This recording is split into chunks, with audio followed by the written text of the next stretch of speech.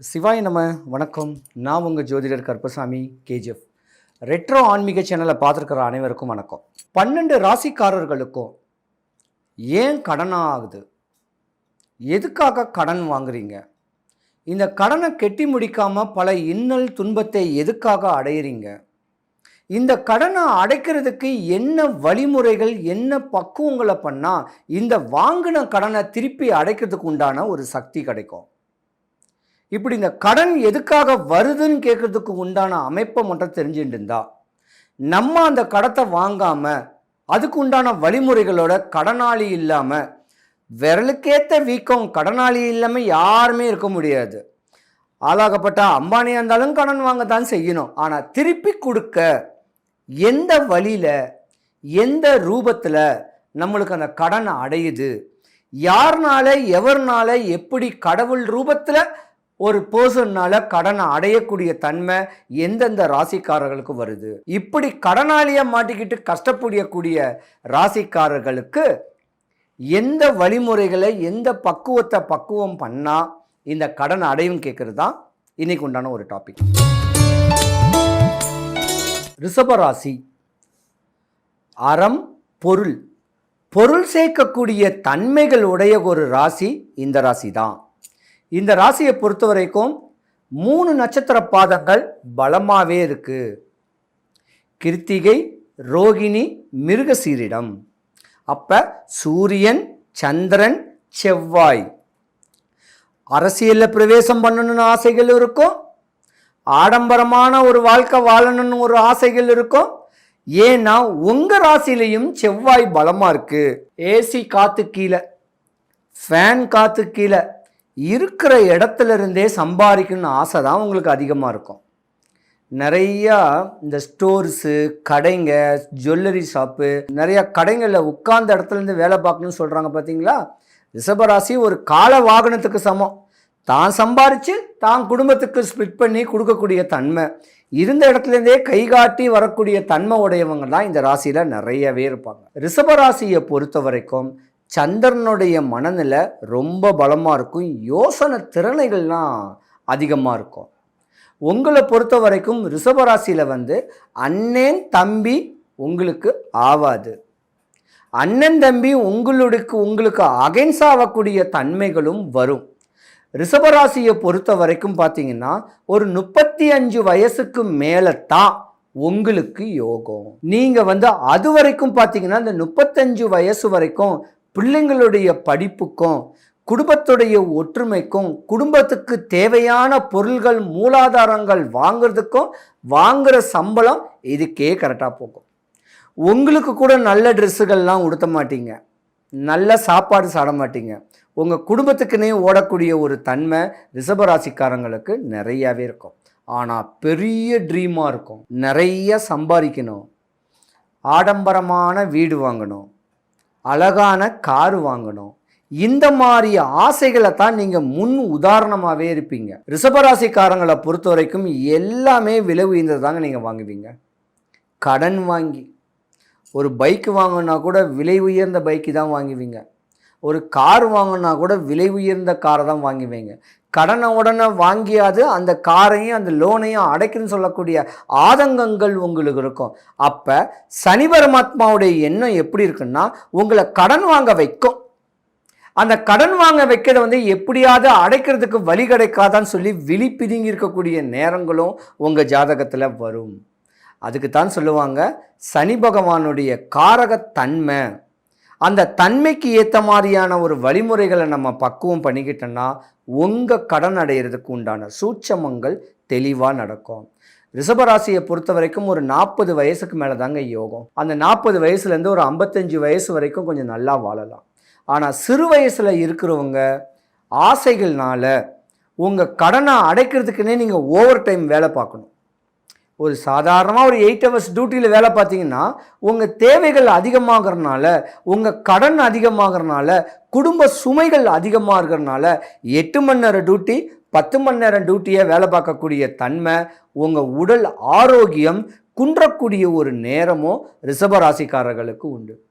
வாழ்க்கையை நல்லா ரசித்து, நல்லா ருசித்து உங்களுடைய தேவை என்ன, இன்றைக்கி படிச்சுக்கிட்டு இருக்கிற பிள்ளைங்களுடைய படிப்பு என்ன, படிப்புக்கு மட்டும் கவனம் செலுத்திண்டு. கல்யாணம் காட்சி ஆனவங்க தன்னுடைய மனைவிக்கும் தன்னுடைய அடுத்த ஒரு தேவைக்கும் தாங்கடம் வாங்கி வீங்கடம் வாங்காமல் கடனை வாங்கி நகைக்கு முதலீடு பண்ணிங்கன்னா ஒரு கிராம் வாங்குங்க. இன்றைக்கி 1 கிராம் விலை 8000 ரூபானா 8000 ரூபா மாதம் ஒரு நகையில் போய் இன்வெஸ்ட்மெண்ட் பண்ணுங்கள்.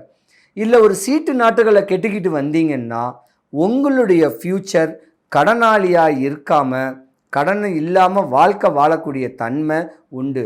ஆனால் லட்சக்கணக்கில் கோடி கணக்கில் கடன் வாங்கி வியாபாரம் பண்ணி அந்த முதலீடை விற்று பண்ணிங்கன்னா இப்போ உங்களுக்கு ஆவாத ஒரு நேரம் 2025 வரைக்கும் நடந்திருக்கும். இருந்திருந்தாலும் இந்த கடனை அடைக்கிறதுக்கு ஒரு சூட்சமமான முறையான ஒரு வழிமுறைகள், சின்ன வழிமுறை ஒன்று சொல்கிறேன் கேளுங்க. கடனுக்கு அதிபதி சனி பகவான், கடனை அடைக்கிறதுக்கு அதிபதி சுக்கிர பகவான். சுக்கிர பகவானுடைய அதி தேவதை மகாலட்சுமி. காலையில் சாமி கும்பிடுறது பிரம்மதேவருக்கு, மத்தியானம் சாமி கும்பிடுறது விஷ்ணு பெருமானுக்கு, நைட்டு சாமி கும்பிட்றதுக்கு ருத்ரமூர்த்தி சொல்லக்கூடிய சிவபெருமானுக்கு. அப்போ உங்களுக்கு கடன் சொல்லக்கூடிய பிரச்சனைகள் இருந்துச்சுன்னா எவ்ரி மத்தியானம் 1 to 2 நல்ல ஒரு மகாலட்சுமி ஃபோட்டோ வாங்கி அந்த ஃபோட்டோவை ஈரத்துணி போட்டு தொடச்சி குங்குமம் மஞ்சள் வச்சு அரைமுழம் பூவை வச்சு வெத்தலைப்பாக்கு வச்சு கையெடுத்து கும்பிட்டுட்டு மகாலட்சுமி வழிபாடை பண்ணிவிட்டு அடுத்த நாளைக்கு இந்த வெத்தலைப்பாக்கை யாருக்காவது தானமாக கொடுத்துருங்க. மறுபடியும் வெத்தலைப்பாக்கு வாழைப்பழம் வச்சு எவ்ரி மத்தியானம் நீங்கள் சாமி கும்பிட்டு வந்தீங்கன்னா கடன் இருக்கும். அந்த கடன் அடைக்கிறதுக்கு உண்டான சக்திகளோட நீங்கள் அடுத்து எதுவும் பிரச்சனையில் மாட்டிக்காமல் இந்த கடன் சொல்லக்கூடிய பிரச்சனையிலேருந்து விடுபடக்கூடிய ஒரு தன்மை இந்த ரிஷபராசிக்காரர்களுக்கு நிறையாவே இருக்குது. பொதுவாகவே ரிஷபராசிக்கு இனி வரும் காலங்கள் நல்ல லாப சனியில் தான் வராரு. சனி பகவானுடைய இடம் பொருள் ஏவலை வச்சு தான் ஒருத்தருடைய தன்மை. கடன் வாங்க வைக்கிறது சனி பகவான், கடனை கொடுக்க வைக்கிறது குரு பகவான். அப்போ சனி பகவான் உங்கள் ஜாதகத்தில் நல்ல பலமாக இருக்கார். ராசிக்கு 2ஆம் இடத்துல குரு பகவானுடைய பெயர்ச்சி வரனாலையும் உங்கள் கடன் அடைக்கிறதுக்கு உண்டான ஒரு வாய்ப்பு நிறையாவே இருக்குது. பயம் வேண்டாம் ரிஷபராசிக்காரர்களுக்கு. இதுக்கு முன்னே என்ன கடன் பட்டிருந்தீங்களோ அந்த ₹1,00,000 கடனும் அடையிறதுக்கு உண்டான ஒரு வழிமுறைகள், இதை மட்டும் பக்குவம் பண்ணிட்டீங்கன்னா உங்கள் கடன் அடைஞ்சு நல்லா வாழலாம். ரிஷபராசிக்காரர்களுக்கெல்லாம் பணம் வரும் வழிகள் என்ன, உலகத்தில் இந்த பணம் அப்படிங்கிற ஒரு விஷயம் எவ்வளோ முக்கியம் என்பதை பற்றி குறிப்புகள் பார்த்துட்டு வரோம். எதை பண்ணலாம், எதை பண்ணக்கூடாது, அண்ட் ஆல்சோ எந்தெந்த திங்ஸ் எல்லாம் நீங்கள் வைக்கலாம், எந்தெந்த திங்ஸ் எல்லாம் வைக்கக்கூடாது என்பதை பற்றி பேசிட்டு வரோம். இப்போ ரிஷபராசிக்காரர்களை பொறுத்த வரைக்குமே 2 கூடியவர் யாருன்னா புதன். 2, 5 கூடியவர் புதன். அப்போது பணம் தரும் கடவுளாக புதன் இருக்கிறார். புதன்னா யார்? உங்களுக்கு மகாவிஷ்ணு, சாட்சாத் மகாவிஷ்ணு. நன்றாக புரிந்து கொள்ள வேண்டும் நண்பர்களே. இந்த மகாவிஷ்ணு அப்படிங்கிறது சத்யநாராயணனோட வடிவம். மகாவிஷ்ணு ஒத்தையில் நிற்கிறார். இப்போ ஒத்தை இப்படி மகாவிஷ்ணு இப்படி எழுந்தருள் நிற்கிறார். பூவராக சுவாமி இப்படிலாம் சொல்கிறாங்க இல்லையா, அந்த மாதிரி ஏதோ ஒரு உருவம். மகாவிஷ்ணு இப்படி எழுந்தருள் நிற்கிறார். அந்த விஷ்ணுவனுடைய அந்த ரூபத்தை நீங்கள் பார்க்க வேண்டும். மருந்து சம்பந்தப்பட்ட, மருத்துவம் சம்பந்தப்பட்ட விஷயங்கள் உங்கள் ரூமில் வைக்கிறதுக்கு பண்ணலாம். பச்சை கலர் ட்ரெஸ்ஸு, பச்சை கலர் விரிப்பு, பச்சை கலர் துணி, நம்பர் 5 இது எல்லாமே உங்களுக்கு செட் ஆகும். அந்த பச்சை கலரை தவிர நீங்கள் வேறு எதை பண்ணாலும் உங்களுக்கு செட் ஆகாது. நம்பர் 5 உங்களுக்கு ரொம்ப செட் ஆகும். மருத்துவம் சார்ந்த விஷயங்கள் இதெல்லாம் நீங்கள் கண்ணில் பட்டுக்கிட்டே இருக்கணும். இந்த ஸ்டெட்டஸ்கோப்பு, மாஸ்க்கு, க்ளவுஸு இதெல்லாம் கண்ணில் பட உங்களுக்கு காசு வந்துக்கிட்டே இருக்கும்.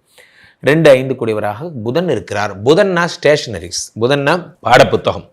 உங்களுக்கு பின்னாடி ஒரு பீரோ மாதிரி இருக்கணும். அந்த பீரோட நிறைய புத்தகங்கள், ஏடுகள் இதெல்லாம் இருக்கணும். ஒரு காப்பு, ஒரு கோப்பு, ஃபைல் எல்லாம் இருக்கணும். நீங்கள் பேசும்போது அந்த ஃபைல்லாம் ஓஹோ இவ்வளோ ஃபைல் இருக்குது ஒரு வீட்டில், இவ்வளோ புத்தகங்கள் ஒரு வீட்டில் இருக்குங்கிற மாதிரி நீங்கள் ப்ரொமோட் ஆகணும்.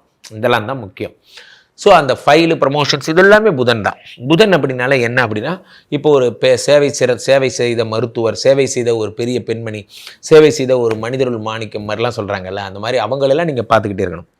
நோயாளி, பிளட் டொனேஷன் இது போன்ற விஷயங்கள்லாம் பணம் தரும் விஷயம். அப்போ கரும்பலகை, நீங்கள் ஏதாவது ஒரு ப்ராஜெக்டை நீங்கள் யாருக்காவது எக்ஸ்பிளைன் பண்ணுறீங்க அப்படின்னா நீங்கள் என்ன பண்ணணும், ஒரு ப்ராஜெக்டை ஒரு போர்டில் எழுதி நீங்கள் எக்ஸ்பிளைன் பண்ணணும். ஒரு போர்டில் எழுதி நீங்கள் எக்ஸ்பிளைன் பண்ணணும். நீங்கள் அந்த எக்ஸ்பிளைன் பண்ணுறது எப்படி எக்ஸ்பிளைன் பண்ணக்கூடாதுன்னா டிஜிட்டலாக நீங்கள் பண்ணலாம். ஆனால் பெரும்பாலும் எழுதி பண்ணுறது புதனுக்கு ரொம்ப பிடிக்கும். புதன்னா அக்ஷராபியாசம்னு பேர். புதன்னா படிப்பை சொல்லித் தருபவர் புதன் தான் படிப்பு. இந்த படிப்பை வந்து நீங்கள் எழுதி பண்ணுறது வந்து சிறப்பு. அடுத்ததாக புதனுக்குரிய சிறப்பம்சமாக என்ன சொல்லலாம்? 2-5 கூடியவர். அதே மாதிரி எது ராசியான விஷயங்கள்னால், பெருமாளுடைய இந்த நாமம் போட்டிருக்கோம். நாமம் பக்கத்தில் இந்த பக்கம் கருடாழ்வார், இந்த பக்கம் வந்து சக்கரத்தாழ்வார் 2 பேர் இருப்பாங்க. அதாவது ஸ்ரீமத் ராமானுஜாய நமகன்னு இருக்கும், இந்த பக்கம் ஆச்சாரியர் இருப்பார். இதெல்லாம் நீங்கள் டெய்லி பார்க்கணும் வீட்டில். அதே மாதிரி வீட்டு வாசலில் சங்கினால் செய்யப்பட்டது, கடல் பாசிகளால் செய்யப்பட்டது, கடல் இந்த இருக்குது பாருங்கள், இந்த சிப்பிகள் அதனால் செய்யப்பட்டது, இதெல்லாத்தையும் வீட்டு வாசலில் வைக்கலாம்.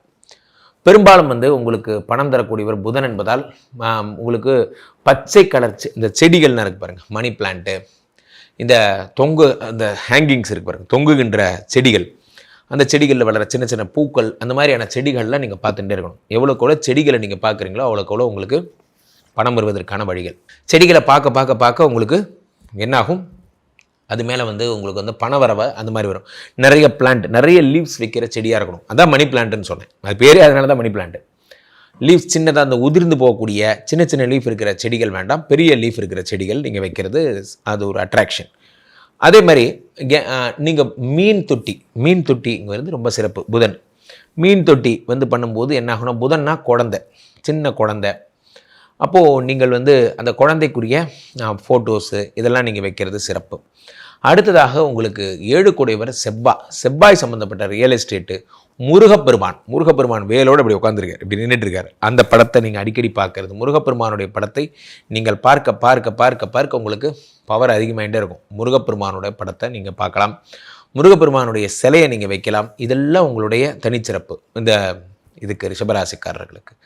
அடுத்ததாக உங்களுக்கு வந்து என்ன அப்படின்னு பார்த்தீங்கன்னா, 9-10 கூடையவராக சனீஸ்வரன் இருக்கிறார். சனீஸ்வரன் வந்து 9-10 கூடையவராக இருக்கிறார். 10 கூடையவராக சனி இருப்பதால் ஐயப்பன் படம், ஐயப்பனோட ஃபோட்டோ, அது சிலை, நீங்கள் கீழே நிறைய ஸ்டெப்ஸ் இருக்கிற மாதிரி ஐயப்பனோட சிலை, ஸ்டெப்ஸு, அந்த ஒவ்வொரு படியும், ஏன்னா சனினா ஒவ்வொரு படியாக ஏறுவது என்று சொல்வார்கள், அந்த மாதிரி. அப்போது 4 கூடிய சூரியனுடைய பிரதிமை, அதாவது வந்து இப்போ கண்ணு மாதிரி இருக்கும், இந்த சூரியனோட முகம் மாதிரி இருக்கும், அதை வீட்டு வாசலில் பதிக்கிறது, இதெல்லாம் நல்லது. எப்பயுமே ராசியான நம்பராக 5ஐ நீங்கள் கூறலாம். 5 வந்து உங்களுக்கு ரொம்ப ராசியான நம்பர். அதே மாதிரி வந்து உங்கள் ராசி இல்லாத நம்பர்னால் உங்களுக்கு என்ன வரும்னா, உங்களுக்கு நம்பர் 3. பெரும்பாலும் தங்கம் வந்து உங்களுக்கு ராசி இல்லை, நிறைய தங்கம் போடுறதை நீங்கள் அவாய்ட் பண்ணலாம். ரிஷபராசிக்காரர்கள் நீங்கள் அதுக்கு பதிலாக சில்வர் போடலாம், பிளாட்டினம் போடலாம், தங்கம் போடுறதை நீங்கள் குறைங்க. அதே மாதிரி வீட்டு திரைச்சிலைகள், உங்களுடைய திரைச்சிலைகள்லாம் ரெட்டு கலராக அல்லது க்ரீன் கலராக இருக்கிறது நல்லது. டார்க் ப்ளூஸ் அவாய்ட் பண்ணுங்கள், எல்லோ கலரை சுத்தமாக அவாய்ட் பண்ணுங்கள். எதுவுமே ஒரு கோல்டன் கலர், கோல்டன் எல்லோ, இந்த ஜிகுன்னு இருக்கிற எதுவும் நீங்கள் பண்ண வேண்டாம். அதை நீங்கள் பண்ணால் என்ன ஆகும்னா, இன்னும் பிரச்சனைகள் தான் அதிகமாகும். அதனால் அதெல்லாம் நீங்கள் அவாய்ட் பண்ணுங்கள். ஸோ தங்கம் வருகின்ற விஷயம் எதாக இருந்தாலும் புதன்கிழமையில் நீங்கள் ஆரம்பிங்க. புதன்கிழமை புதன் ஹோரை நம்பர் 5 இதெல்லாம் ஆரம்பிச்சிங்கன்னா உங்களுக்கு சிறப்பு. எதாக இருந்தாலும் செவ்வாய்க்கிழமைகளில் ஆரம்பிங்க, நம்பர் 9 ஆரம்பிங்க. மேடு நிலம் போன்றவை எல்லாம் அந்த செவ்வாயோட அனுகிரகம். குன்று இருக்கும் இடமெல்லாம் குமரன் இருக்கும் இடம், அப்போ பழனி போகிறது இதெல்லாம் பண்ணுங்கள். வீட்டில் எது வைக்கக்கூடாது அப்படின்னா, பெருமாள் வந்து ரொம்ப கோபமாக இருக்கிற சிலைகள், நரசிம்மர், அதை நீங்கள் இப்போ வைக்கக்கூடாது. அதே மாதிரி வந்து நீங்கள் பெருமாள் வந்து உங்களுக்கு இதாக இருக்கார் பாருங்கள், போருக்கு கிருஷ்ண பெருமான் என்ன பண்ணுவார்னா, அர்ஜுனருக்கு இப்படி சொல்லி கொடுத்துட்டே போவார். இந்த போருடைய அந்த ஃபோட்டோ, அந்த சிற்பம், இதெல்லாம் நீங்கள் வைக்கக்கூடாது. அடுத்ததாக உங்களுக்கு வந்து பெருமாளுடைய உக்ர ரூபங்கள், எதெல்லாம் பெருமாளுடைய உக்ர ரூபங்களோ அது எதுவுமே நீங்கள் பார்க்கக்கூடாது, அது வைக்கவும் கூடாது. ஸோ இதை மட்டும் நீங்கள் ஃபாலோ பண்ணிட்டு வாங்க. ரிஷபராசிக்காரர்களுக்கு மிக அற்புதமான பலன்கள் எல்லாம் ஏற்பட போகிறது. காலபுருஷனுக்கு 2ஆம் இடம் சொல்லக்கூடியதான் பார்த்தீங்க அப்படின்னா ரிஷபராசினாலே வந்துட்டு பயங்கரமான ஒரு சந்தோஷம்ன்றது எல்லாருக்கும் தெரிஞ்ச ஒரு விஷயம். அதாவது என்னென்னா, 2ஆம் இடம் நல்லா இருந்தால் தான் உங்களுக்கு குடும்பம், வாக்கு எல்லாமே நல்லா இருக்கும் அப்படின்னு சொல்லுவாங்க. ஸோ அப்படிப்பட்ட நேர்கள் நீங்கள் எப்படி இருக்க போகிறீங்கன்றதான் இன்றைக்கி தெரிஞ்சுக்க போகிறோம். அதாவது காலபுருஷனுக்கு 2ஆம் இடம் சொல்லக்கூடிய இடத்துல வந்து சுக்கிரன் ஆட்சி அதிபதியாக வராரு. ஸோ உங்களுக்கு அப்போ பொருளாதாரத்துக்கு குறைவே இருக்காதா அப்படின்னு ஒரு கேள்வி இருக்குங்களா? கண்டிப்பாக. அதாவது நான் ரொம்ப கஷ்டப்பட்டேங்க, ஆனால் ரொம்ப சூப்பரான ஒரு வாழ்க்கை வாழ்கிறேன் அப்படின்வாங்கல்ல, எங்கள்கிட்ட கேட்டு பாருங்கள், எங்களோட வாழ்க்கையில் எப்படி இருக்கும் அப்படின்ற மாதிரி நீங்கள் தனித்துவமான நபராக இருப்பீங்க. அதாவது ஒரு கூட்டத்தில் நம்ம 10 பேர் நிற்கிறோம் அப்படின்னா, அந்த 10 பேரத்தில் ஒரு தனித்துவமாக தெரியக்கூடிய நபராகவும் நீங்கள் இருப்பீங்கன்னு வச்சுக்கோங்களேன். ஸோ இந்த ரிஷபராசிக்காரங்களை பொறுத்த வரைக்கும் இந்த எதிர்பார்ப்புகள் அதிகமாக இருக்கும். தன்னோட பணம் சார்ந்து, தன்னுடைய வாழ்க்கை நம்மளை சுற்றி இருக்கவங்க எப்படி இருக்காங்க அப்படிங்கிறது, நம்மளை வந்து ஜட்ஜ்மெண்ட் எப்படி பண்ணுவாங்க. ஸோ இவங்களை பொறுத்த வரைக்கும் இந்த நிலைகள்ன்றதில் ரொம்ப ஈடுபாடு காட்டக்கூடிய நபர்களாகவும் இருப்பாங்க. நான் சொன்னேன் இல்லையா, ஸோ சுக்கிரன் அப்படின்றதான் இங்கே ஆட்சி அதிபதியாக வரும்போது நிறைய பேருக்கு பார்த்தீங்கன்னா திருமணம் சம்மந்தப்பட்ட விஷயத்தில் பெரிய பிரச்சனை இருக்கும். கல்யாணத்துக்காக கடன் வாங்கினேன், ஆடம்பரமாக திருமணம் பண்ணேன். என் திருமணம் எப்படி இருந்துச்சு தெரியுமாங்க? யாருமே யோசிக்க முடியாத அளவுக்கு பண்ணாங்க. சாப்பாடு தடபுடலை அப்படி அசத்திட்டேன். சில பேர் பார்ப்போம், ரொம்ப எக்ஸ்ட்ரீமாக போயிட்டு நடுக்கடலில் போய் கல்யாணம் பண்ணாங்க, விமானத்தில் பறந்துட்டு கல்யாணம் பண்ணுறாங்கலாம் சொல்கிறோம். ஸோ எதாக இருந்தாலும் பிரம்மாண்டம். ஒரு அதுக்காக செலவு பண்ணுறது. மற்றவங்களுடைய சந்தோஷம் எப்படின்னா, நான் என்னோட சந்தோஷம் மற்றவங்க பார்த்து புகழ் பாடணும் அப்படிங்கிற நிலைகள் நிறைய இருக்கக்கூடிய நபர்களாகவும் இருப்பாங்க. ஸோ இவங்களுக்கு எதனால கடன் வரும் அப்படின்னா, ஒரு ரிஷபராசியில் ஒரு ஆண் இருக்கான் அப்படின்னா தன்னோட கேர்ள் ஃப்ரெண்டுக்காக நிறையா செலவு பண்ணுவான். அதுக்காக போய் லோன் போடுறது, இந்த மாதிரியான விஷயங்கள். அதே மாதிரி பார்த்திங்கன்னா கல்யாண விஷயம்னு எடுத்துக்கலாம். நகை சம்மந்தப்பட்ட விஷயம், ஆடம்பர திருமணம், ஆடம்பரம் சம்மந்தப்பட்ட விஷயம். நான் ஒரு காரில் போனால் கூட லக்ஸரி கார் தான் வாங்குவேன். எனக்கு வந்துட்டு சாதாரண கார்லாம் பிடிக்காது. நான் போகிறது அப்படின்றது அது தனித்துவமாக இருக்கணும். அந்த காரு எல்லாரும் அதை திரும்பி பார்க்கணும்னு நினைப்பாங்க. அதே மாதிரி பெண்களுக்காக ரொம்ப இறக்க குணம் ஜாஸ்தி. ஏன்னா சந்திரன் அங்கே உச்சம் இல்லையா? ஸோ அம்மா ஒய்ஃபு ஆஃப்டர் மேரேஜ் அப்படிங்கும்போது இவங்கெல்லாம் தாமதமாக திருமணம் பண்ணணும், இல்லைன்னா பெரிய பஞ்சாயத்து இருக்கும். ஒரு அண்டர்ஸ்டாண்டிங்கோட கல்யாணம் பண்ணலன்னு வச்சுக்கோங்களேன், நிறைய லவ்வில் போய் லாக் ஆகிறது, லவ் பிரச்சனைகளை சந்திக்கிறது, அம்மா பையனுக்குள்ளே அம்மா பொண்ணுக்குள்ளே வந்துட்டு நிறைய பிரச்சனைகள் வர்றதெல்லாம் யார் பார்த்திங்கன்னா அந்த ரிஷபராசிக்காரங்களுக்கு தான் வரும். அதாவது திருமண வாழ்க்கைன்னு வரும்போது கொஞ்சம் மன உளைச்சலுக்கு ஆளாவாங்க. ஸோ அந்த நேரத்தில் தெளிவான ஒரு முடிவு எடுக்கணும். இவங்களுக்கு வந்து பார்த்திங்க அப்படின்னா இந்த அம்மாவை சந்தோஷப்படுத்துறதா, தன்னோட ஒய்ஃபு சந்தோஷம், அதாவது காதலியாக இருக்காங்க அப்படின்னாலும் ஓகே, மனைவியாக இருக்காங்க ஓகே. ஸோ இவங்க 2 பேருக்குள்ள யாரை பிடிக்கிறது யாரை விடுறதுன்னு தெரியாது. அதாவது அம்மா வீட்டில் மாமியார் மருமக சண்டை பார்ப்போம் பார்த்தீங்களா? அந்த மாதிரி இந்த இடத்துல எங்கள் அம்மாவுக்கு நான் சப்போர்ட் பண்ணால் என் ஒய்ஃபை எப்படி ஹேண்டில் பண்ண போகிறேன், என் ஒய்ஃபுக்கு சப்போர்ட் பண்ணால் எங்கள் அம்மாவை எப்படி ஹேண்டில் பண்ண போகிறேன், பாவம் அந்த பையன் தவிச்சான்னு வச்சுக்கோங்களேன். அந்த மாதிரி இருக்கக்கூடிய நபர்கள் வந்து ரிஷபராசிக்காரங்களாக இருப்பாங்க. இவங்களுக்கு வந்து எதனால் கடன் வரும் அப்படின்னா, ரொம்ப பெரிய ஆசைங்க, எனக்கு வந்து என்னோடய வாழ்நாளில் சொந்தமாக ஒரு வீடு கட்டணும், அந்த வீட்டுக்காக கடன் வாங்குவாங்க. அது மட்டும் இல்லாமல் எங்கள் அம்மாவோட கனவு, எங்கள் அம்மாவுக்கு ரொம்ப நாள் ஆசை, அவங்களுக்கு வந்து ஒரு பூர்வீக நிலம் இருக்குது, அதில் நான் வீடு கட்டி கொடுக்கணும், அதுக்காக நான் லோன் போட்டேன், அதுக்காக வீடு கட்டினேன் அப்படின்னக்கூடிய நிலைகள் இருக்கும். சில பேருக்கு பார்த்தீங்க அப்படின்னா இந்த ஒய்ஃப் வந்து எப்போயுமே லக்ஸரியாக விரும்புகிறாங்க. ஸோ இந்த இன்டீரியர்லாம் கொஞ்சம் மாற்றி ஒரு ஆல்ட்ரு பண்ணுறது. அடிக்கடி பார்த்தீங்க அப்படின்னா இந்த ரிஷபராசிக்காரவங்க இருக்கிற வீட்டை அடிக்கடி ஆல்ட்ரு பண்ணுவாங்க. நிறைய வந்துட்டு பார்த்தீங்க அப்படின்னா இந்த ஆன்லைனில் ஆர்டர் பண்ணி வீடை டெக்கர் பண்ணிக்கிறது, ரொம்ப அழகாக வந்து வச்சுக்கிறது, ஒரு பூச்செடி வைக்கிறது, இந்த மாதிரி விஷயத்துக்குலாம் நிறைய செலவு பண்ணக்கூடிய நபர்களாகவும் இருப்பாங்க.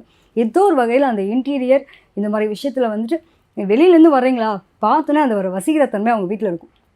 பர்ஃப்யூமாக இருக்கட்டும், ஒரு வாசனை திரவியங்கள்ன்றதை தாண்டி அவங்களோட வீடு பார்த்தோன்னே ஒரு மாதிரி நம்ம கண்ணை கவருதுன்னு வாங்கல்ல, ஒரு குத்து விளக்கு வச்சுருப்பாங்க, ஒரு சின்ன ஒரு செடி வச்சுருப்பாங்கன்னா கூட அது கூட அவ்வளோ பிரம்மாண்டமாக தெரியும். ஸோ அவங்க ஒவ்வொரு அந்த ஒரு அவுட் ஆஃப் லுக்கில் வந்து காட்டக்கூடிய டெக்கரேஷன் சொல்லக்கூடிய விஷயம் அவங்ககிட்ட ரொம்ப சூப்பராக இருக்கும்.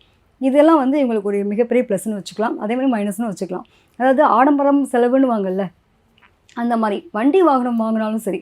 இப்போது ஒரு லக்ஸரி கார் வாங்குகிறோம், சாதாரண காருக்கும் லக்ஸரி காருக்கும் என்னங்க டிஃப்ரெண்ட்? எப்படினாலும் காரில் தானேங்க போகிறோம். இதில் என்னங்க, நான் வாங்கினா புது கார் தான் வாங்குவேன், அதுவும் புது கார்லேயே பார்த்திங்க அப்படின்னா காஸ்ட்லி கார் வாங்குவேன்.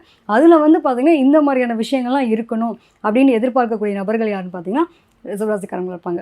ஸோ ரொம்ப வந்துட்டு ஒரு புதுமை படைக்கணும் அப்படின்ற நிலைகள் இவங்களுக்கு இருக்கும். ஸோ இவங்களுடைய நிலைகள் எங்கே போய் லாக் ஆவாங்க அப்படின்னா இந்த ஆடம்பரத்துக்காக செலவு பண்ணக்கூடிய நபர்களும் இவங்கள தான் இருப்பாங்க. அது என்னமோ ஆடம்பரம்ன்றதை விட உங்களுடைய ஆடம்பரம்ன்றது மற்றவங்களுடைய நிலையில் உங்களோட வாழ்க்கை நிலை உயரப்போகுதுன்னு தான் அர்த்தம். அதை நம்ம தப்பாகவும் எடுத்துக்கணும்னு அவசியம் கிடையாது. ஆனால் உங்களுடைய நிலை புரிஞ்சு உங்களுக்கு நமக்கு ஒரு டைம் நல்லா இருந்துச்சுன்னு வச்சுக்கோங்களேன், 10 லட்ச ரூபா கடன் வாங்குறோமா, அந்த 10 லட்ச ரூபாய்க்கான வருமானம் தான் டக்குன்னு அடைச்சிருவீங்க. ஆனால் சப்போஸ் நீங்கள் வாங்குகிற டைமு உங்களுக்கு ஏதோ ஒரு பிஸ்னஸ் நீங்கள் ஓடிட்டு இருந்து திடீர்னு லாக் ஆச்சுன்னா பெரிய அளவில் மாட்ட போகிறது நம்மள தான் இருப்போம். ஸோ இந்த விஷயத்தில் ரொம்ப தெளிவாக இருக்கணும். அதே மாதிரி பார்த்திங்கன்னா இறக்க குணம், ரொம்ப இறக்க குணம் ஜாஸ்தி. போயிட்டு நான் வந்துட்டு ஹெல்ப் பண்ணுறேன், அதை செய்கிறேன், இதை செய்கிறேன்னு போய் எங்கேயாவது போய் யாருக்காவது உதவி பண்ணிவிட்டு அதுக்காக மன உளைச்சலுக்கு ஆளாகிறதும் நீங்கள் தான்.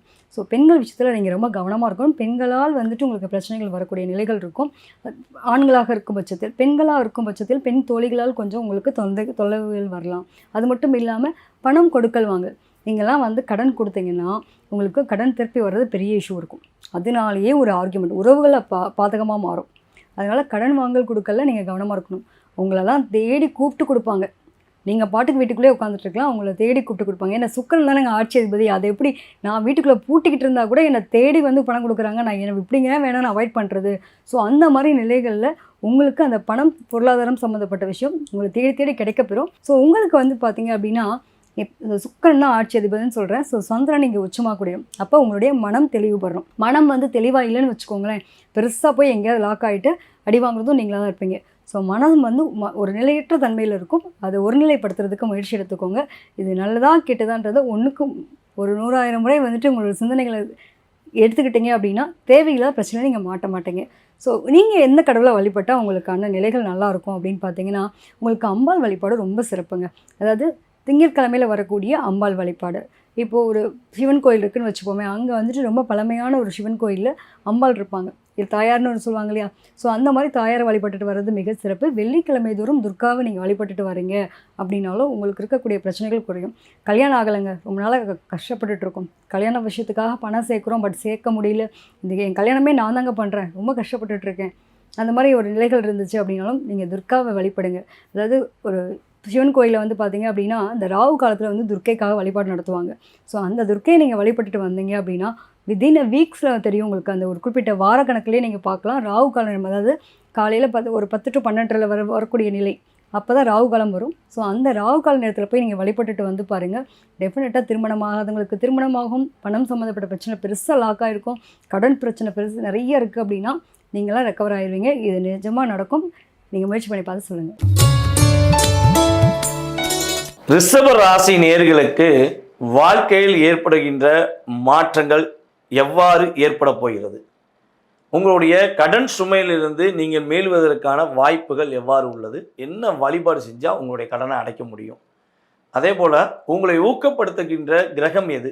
உங்களை ஊக்கப்படுத்தி ஒரு செயல்படுத்தக்கூடிய கிரகம் எது? உங்களை கடன் சுமையில் மாட்டக்கூடிய கிரகம் எது அப்படிங்கிறத பற்றி பார்க்க போகிறோம். நம்மளுடைய ரிஷபராசி அன்பர்கள் வந்து பார்த்திங்கன்னா, எந்த இடத்திலுமே எந்த ஒரு சூழ்நிலையுமே உங்களுக்காக உங்களுடைய வாழ்க்கையை நீங்கள் பயணிச்சிருந்தீங்க அப்படின்னா கட்டாயமாக சிரித்த முகத்துடன் வாழ்ந்திருப்பீங்க. இது ரெக்கார்டாகவே வச்சுக்கலாம். உண்மையிலேயே ரிஷபராசிக்காரங்க உங்களுக்காக மட்டும், உங்களுடைய குடும்பத்துக்காக மட்டும் நீங்கள் உண்மையாக வாழ்ந்திருந்தீங்க அப்படின்னா நீங்கள் சிரித்த முகத்துடன் வாழ்வீங்கிறது நிதர்சனமான உண்மை. அதை தாண்டி உங்களுடைய மனமானது உங்களுடைய உறவுக்காக, உங்களுடைய நட்புக்காக, அல்லது உங்களுடன் பழகும் நபர்களுக்காக ஒரு சின்னதாக உதவி செய்யலாமே, அவங்க கஷ்டப்படுறாங்களே, கொஞ்சம் விட்டு கொடுக்கலாமே அப்படின்னு நினச்சி நீங்கள் உள்ளே போகும்போது ஏற்படுது பாருங்கள் ஒரு சர்க்கிள். அதை என்ன சொல்லணும்னா, நம்ம முன்னாடி இந்த சின்ன பிள்ளைகள் விளையாடுவோம் பார்த்தீங்களா, பரம்ப பதம் சொல்லி அந்த பாம்பு ஆட்டம் விளையாடுவோம் பார்த்தீங்களா, அதே மாதிரி தான். நல்ல உயரத்துக்கு போய்கிட்டே இருக்க நீங்கள் சட்டார்னு ஒரு கொத்து, நீங்கள் ஏற்றி விட்ட நபரே உங்களை ஒரு கொத்து இறக்கி விட்டுருவாங்க. சர்ன்னு இறக்கி விட்டு எங்கே வந்து நிற்பீங்க? ரிவர்ஸ், மறுபடியும் நீ முதர்ந்து போ அப்படிங்கிற இயக்கத்தில் உங்களை இறக்கி விட்டுருவாங்க. வாழ்க்கையில் நீங்கள் அந்தஸ்துக்காக நீங்கள் வாழ்ந்ததை விட மற்றவர்களுடைய அன்புக்காக நீங்கள் வாழ்ந்தது தான் அதிகம்.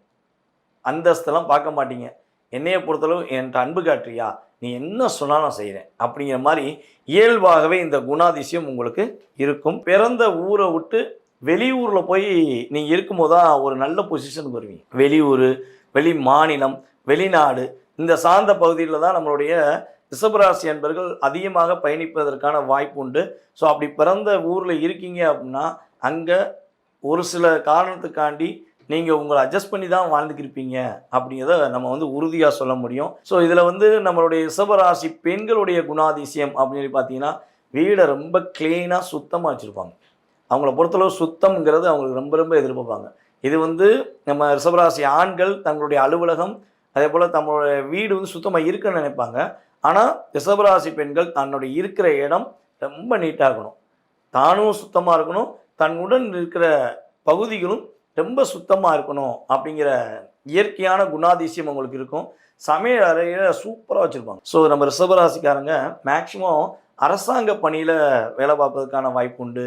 அதே போல் சுரங்கம், இந்த தோண்டுதல் அப்படிங்கிற விஷயங்களில் வேலை பார்க்கறதுக்கான வாய்ப்பு உண்டு.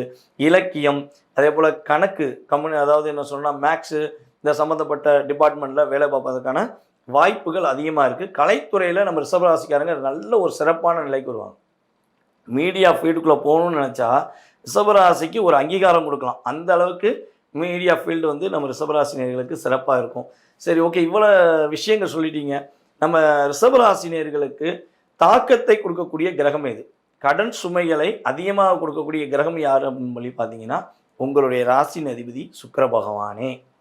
உங்களுடைய ராசியின் அதிபதி சுக்கிர பகவானும் குரு பகவான் மட்டுமே உங்களுக்கு கடன் சுமைகளை கொடுப்பதற்கான வாய்ப்புகள் இருக்குது. அப்போ ரிஷபராசிக்காரங்க மேக்சிமம் கடன் வாங்குவதாக இருந்தால் தங்களுடைய பேரில் கடன் வாங்கக்கூடாது.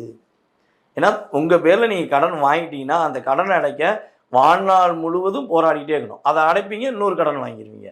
ஸோ அப்போ என்ன பண்ணணும்னா, முடிஞ்ச அளவு உங்கள் பேரில் வாங்காமல் உங்களுடன் இருக்கின்ற சகோதர சகோதரிகள் அல்லது உங்களுடைய மனைவி அல்லது உங்களுடைய கணவன் இவங்களுடைய பேரில் நீங்கள் கடன் வாங்கினீங்கன்னா எளிதாக நீங்கள் கடன் அடைச்சிடலாம்.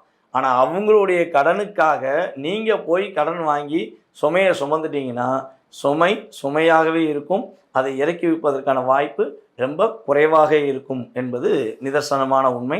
ஸோ அப்போ நீங்கள் என்ன பண்ணணும்னா, கடன் வாங்குவதாக இருந்தால் ரொம்ப ரொம்ப கவனமாக இருக்கணும். சரி, ஏற்கனவே கடன் வாங்கிட்டேன், அதே போல் ரொம்ப ஒரு டிப்ரெஷனில் இருக்கேன், நீங்கள் சொன்ன விஷயங்கள்லாம் செயல்படுத்தணும்னு ஆசை இருக்குது, ஆனால் செயல்படுத்த முடியல, நான் செயல்படுத்துவதற்கான வழிபாடு என்ன நீங்கள் சொல்லுங்கள் அப்படின்னு நீங்கள் எதிர்பார்த்தீங்கன்னா, உறுதியாக நம்மளுடைய ரிஷபராசி நேயர்களுக்கு உரிய ஒரு ஏற்ற வழிபாடு அப்படின்னு பார்த்தீங்கன்னா ஸ்ரீ துர்காதேவி அம்மன் வழிபாடு.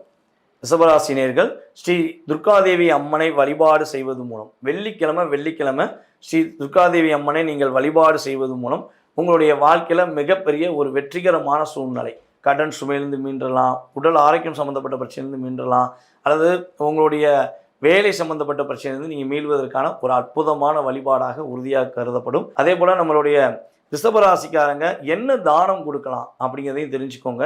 முதல் விஷயம், சர்க்கரை பொங்கல் தானமாக கொடுக்க வேண்டும். சர்க்கரை பொங்கல் வெள்ளிக்கிழமை நீங்கள் எந்த கோயிலில் பக்கத்தில் உள்ள எந்த அம்மன் கோயிலாலும் சரி, இல்லை பெருமாள் கோயிலனாலும் சரி, சர்க்கரை பொங்கல் நீங்கள் நெய்வேத்தியம் பண்ணி தானமாக கொடுத்தீங்கன்னா உங்களுடைய வாழ்க்கையில் நீங்கள் எதிர்பார்க்குற அத்தனை விதமான விஷயங்களும் சிறப்பாக நடக்கும், நிச்சயமாக நடக்கும்.